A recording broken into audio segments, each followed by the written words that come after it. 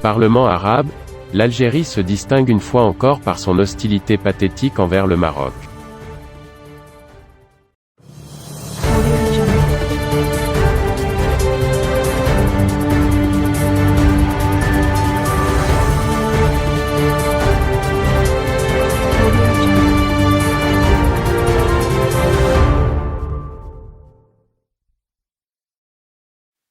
Lors de la réunion du Parlement arabe hier, samedi 26 juin 2021 au Caire, lequel a fermement condamné l'ingérence du Parlement européen dans la crise maroco-espagnole, l'Algérie s'est à nouveau désolidarisée du Maroc. Ses réserves contre la résolution quasi unanime du Parlement arabe ont été qualifiées de honte. Hier, samedi 26 juin 2021, au Caire, au siège du secrétariat général de la Ligue arabe, le Parlement arabe a catégoriquement rejeté, tout en la condamnant fermement, la prise de position du Parlement européen, qui a soutenu l'Espagne dans sa crise bilatérale actuelle avec le Maroc. Rappelant que le Maroc n'a de leçons à recevoir de qui que ce soit en matière de lutte contre l'immigration illégale, car les efforts du Royaume et son leadership au sein de l'Union africaine sur la question de la migration sont reconnus, le Parlement arabe a condamné et réfuté les allégations mensongères contenues dans la résolution du Parlement européen, qui contredit ainsi les règles internationalement reconnues de la diplomatie parlementaire. Faute de pouvoir bloquer cette résolution arabe favorable au Maroc, et parrainée surtout par l'Arabie saoudite, l'Algérie, par la voix de son sénateur Abdelkrim Koreichi, a formulé des réserves à cette décision quasi unanime du Parlement arabe.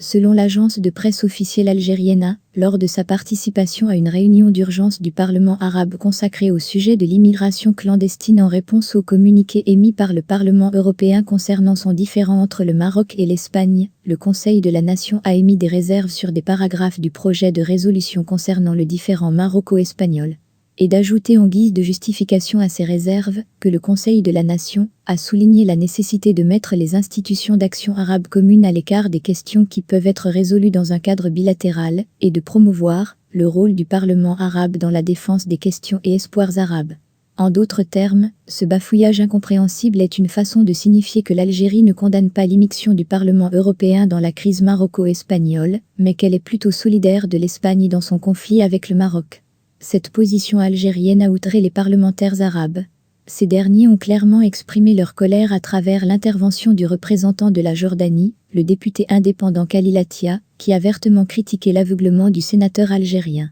Je regrette la position algérienne, qui légitime une intervention étrangère à but politique dans les affaires d'un pays arabe, le Maroc, a dit le député jordanien, ajoutant que l'État espagnol, et avec lui l'Union européenne, couvre deux villes coloniales au nord de l'Afrique, historiquement marocaines, Ceuta et Melilla, et qu'il faut que cette situation cesse. Pour sa part, le journaliste vedette d'Al Jazeera, Faisal El Qassem, animateur de l'émission hebdomadaire Al Ittija El Mouakis, a posté un tweet sur cette scandaleuse position algérienne, en écrivant « N'est-ce pas une honte que le régime algérien soutienne l'Espagne contre le Maroc ?» Rappelons que le Parlement panafricain, qui a récemment suspendu la représentativité de l'Algérie en son sein, en renvoyant le député Djamel Bourras, dans l'attente de l'élection d'une nouvelle assemblée algérienne, qui vient juste de sortir du néant après des législatives, boycottées par plus de 77% des électeurs algériens, a soutenu le Maroc contre le Parlement européen. Son président sortant, le Camerounais Roger Nkodo Dang, a rejeté la résolution du Parlement européen, en expliquant que tous les problèmes opposant deux États relèvent des relations bilatérales entre ceux-ci, et les deux parlements ne peuvent intervenir qu'au cas où ceux-ci ont débattu de ce problème au préalable, comme cela a été décidé lors du 5e sommet Union africaine-Union européenne, en novembre 2017 à Abidjan.